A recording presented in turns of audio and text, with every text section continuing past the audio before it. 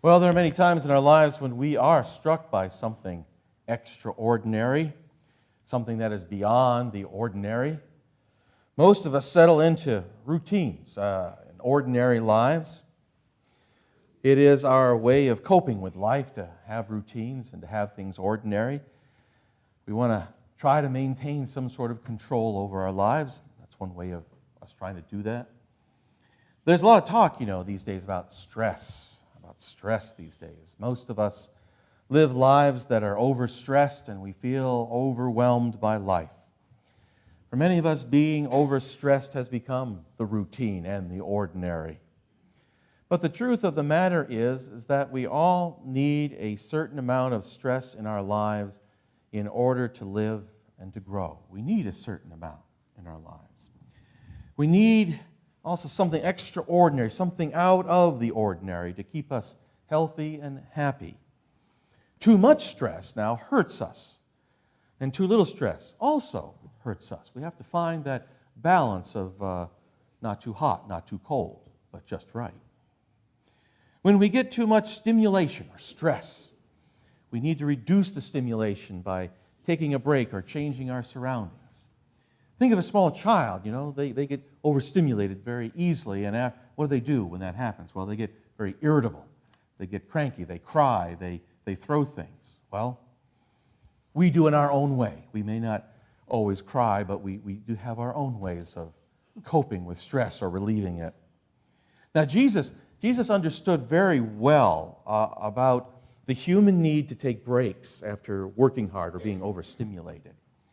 After doing a lot of ministry among people, Jesus would take his disciples to a secluded place where they could rest and get some refreshment from the stress of preaching and teaching and healing.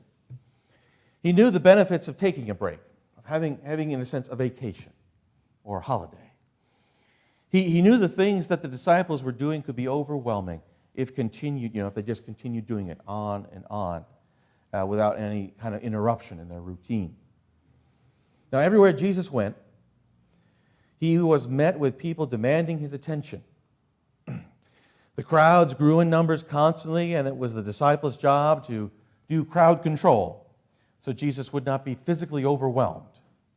One day, Jesus even had to get into a boat and set off from the shore to keep people from having him being crushed from the crowd, so the people could hear him speak, and so they could also be healed.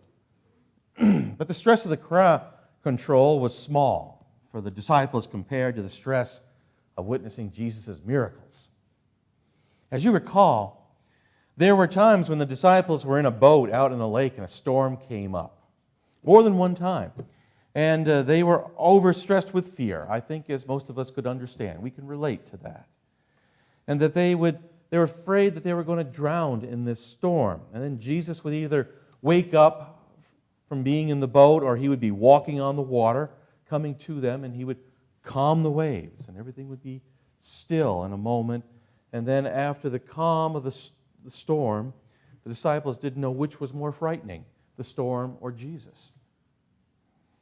Now, the story from today's gospel lesson would fit into this category too.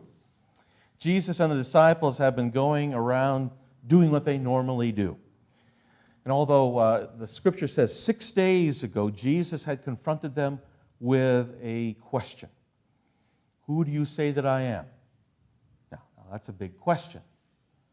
The disciples all knew that Jesus was special, but they were not exactly sure who this healer of the sick and calmer of seas and feeder of thousands was. But it was Simon Peter who spoke up and said that Jesus was the Messiah, the Son of the living God.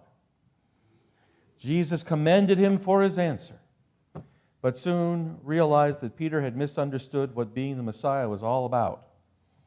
So Jesus explained that there was no earthly reward waiting for them by following him. They weren't going to be advisors to the king. They weren't going to be wealthy people in Jerusalem. Jesus told them that he would suffer and die, and that those who followed him would also be severely challenged. But as if to drive home the point of who he was, Jesus took his inner circle of disciples, Peter, James, and John. He would oftentimes take these three disciples apart for special lessons. and this was one of the most special of all. They go up on a high mountain away from everyone else. There on the mountain, Jesus was transfigured. He's changed into a dazzling bright white light.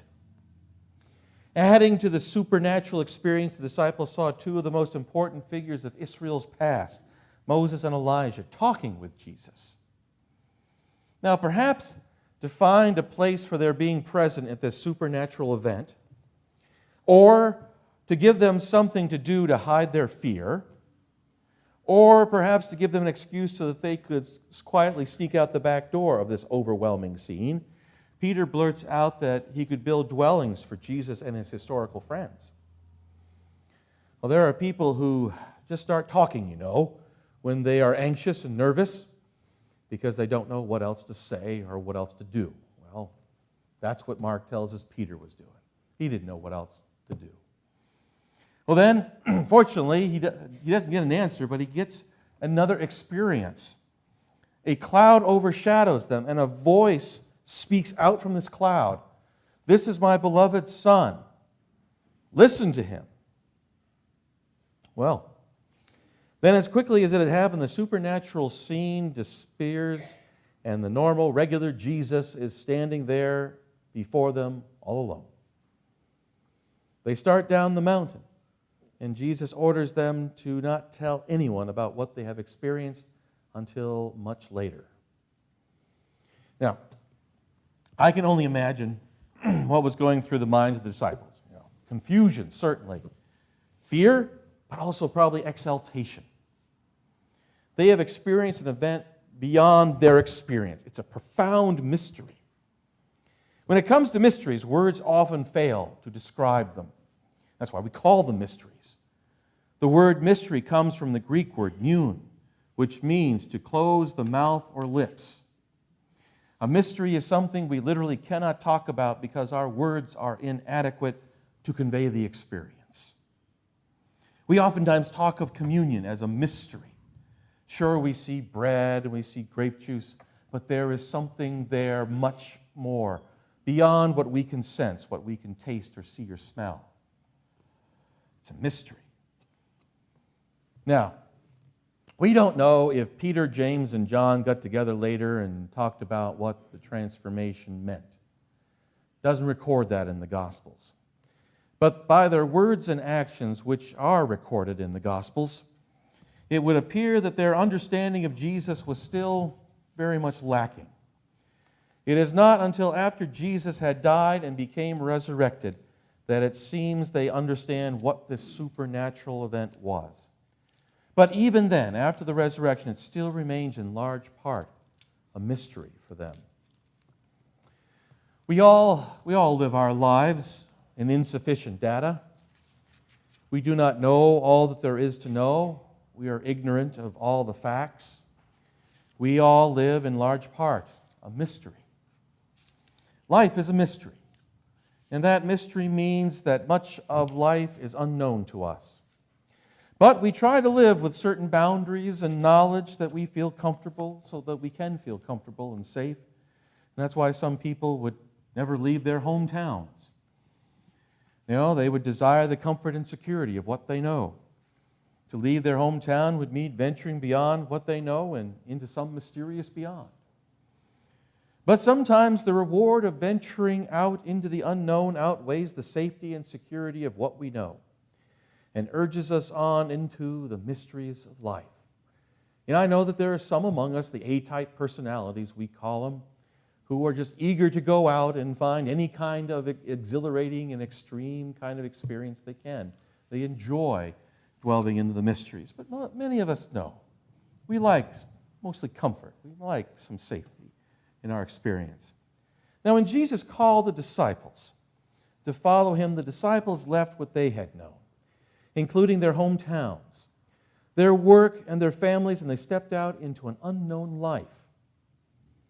Jesus was a mysterious character, but the promise of having something wonderful with Jesus was worth the risk for them to follow him. Even when the mysteries of his miracles, such as calming the storms and the transfiguration, scared them, they overcame their fears and still continued to follow. Eventually, after Jesus is resurrected, the disciples venture out into an even more mysterious future and travel far beyond their native land to spread the gospel. Mysteries of life. Well, today we also experience the mystery of who Jesus is. And we receive that same call to go outside of the boundaries of perhaps what we feel safe and comfortable, to spread the gospel, to spread the good news. We know some things about Jesus from the testimony of the Gospels, but there is still a lot we do not know. I mean, that's one of the reasons why we keep coming back here. We keep trying to hear more about His Word and to understand Him better. We want to know God and God's ways, but oftentimes they remain, for the most part, mysterious to us. And that is why we are called upon to walk by faith and not by facts. Faith. We must live with insufficient data. That includes God as well.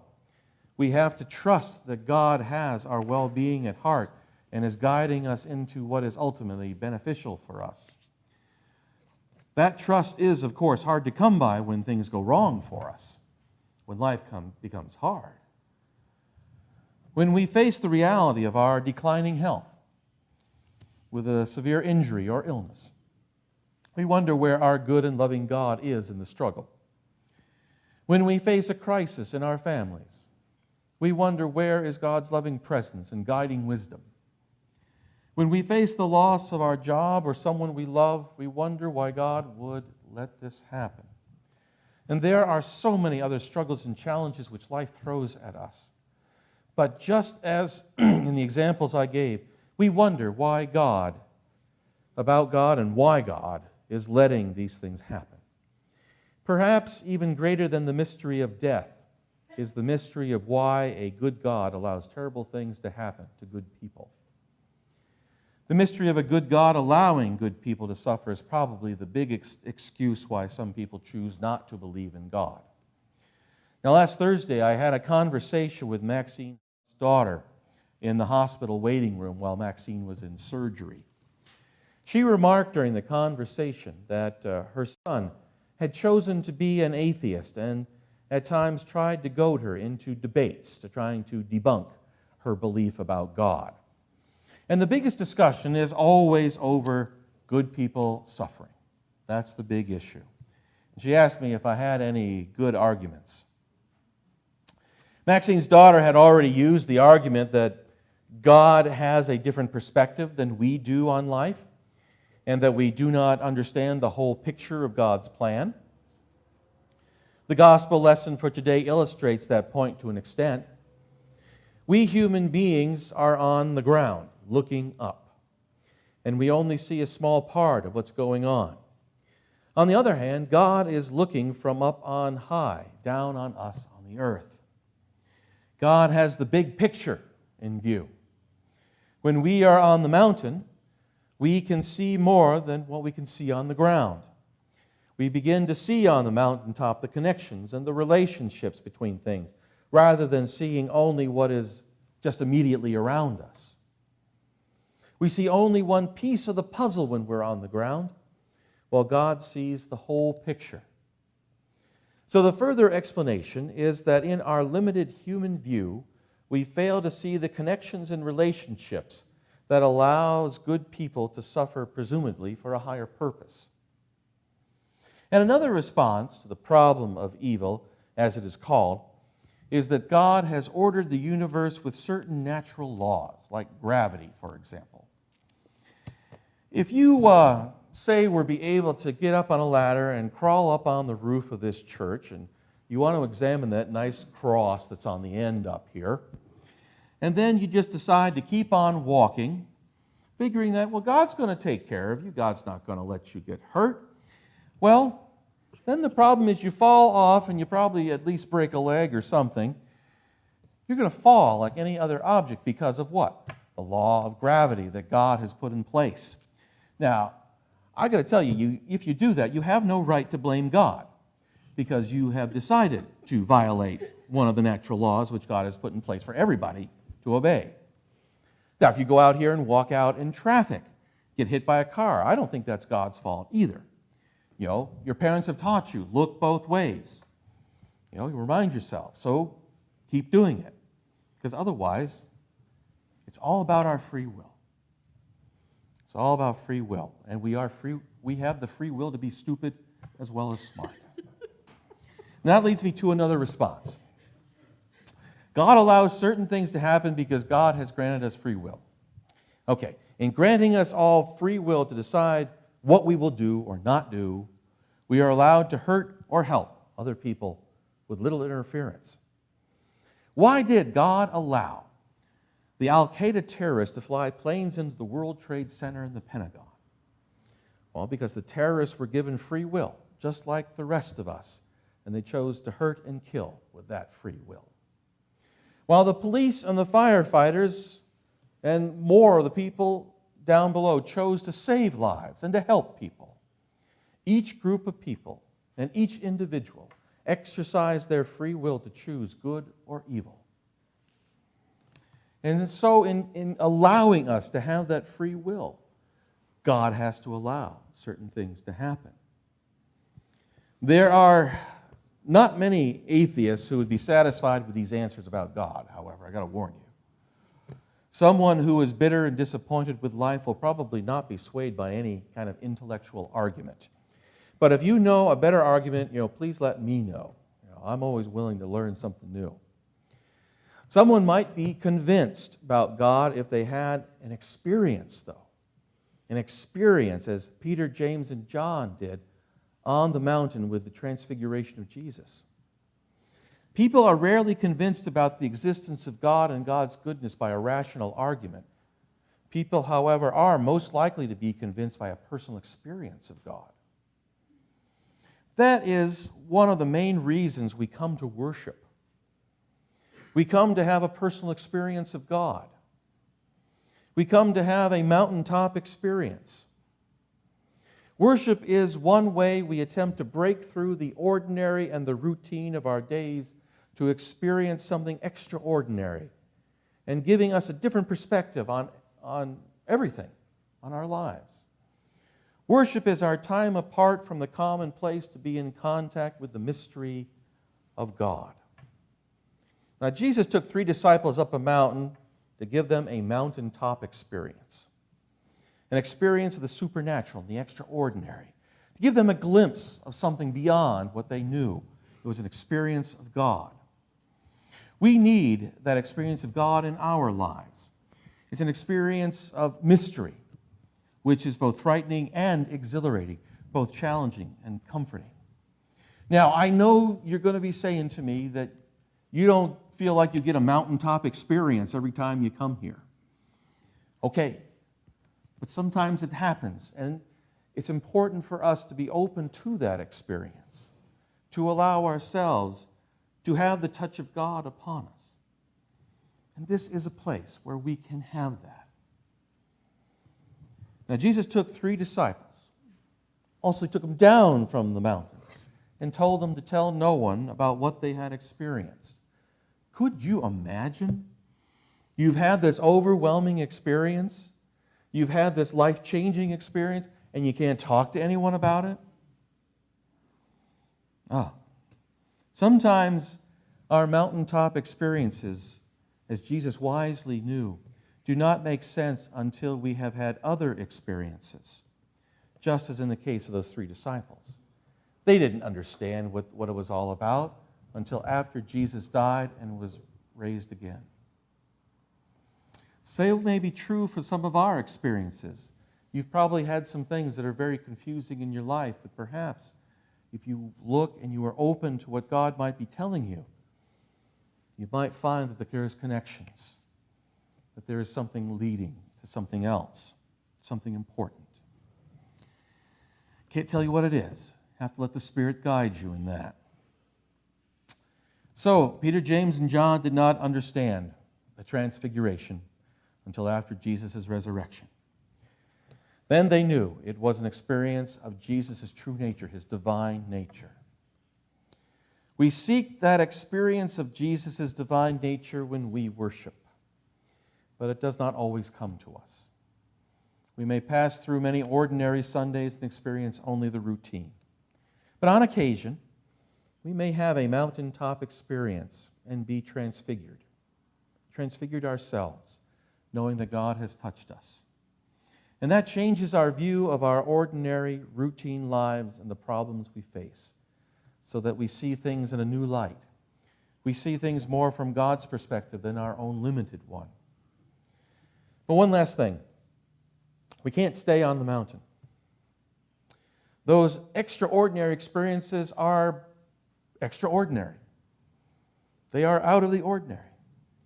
And as Jesus took his disciples back down the mountain, so we too must go back into the valleys and plains of our lives. We cannot have a Sunday without a Monday. Yeah, we can have an experience of Sunday morning, but we still got to go back to work on Monday, or whatever else, or our doctor visits, or whatever else is waiting for us. Our lives waiting for us. Yeah, we have to take what we experienced on Sunday, though, and we have to take it, or take our mountaintop experiences and apply it to the Mondays of our lives. We can apply it to the valleys and the plains where we live. We have to take some of that extra that God gives us and applies it to the ordinary. Life with God and Jesus Christ is always extraordinary, even in the routine in our ordinary lives.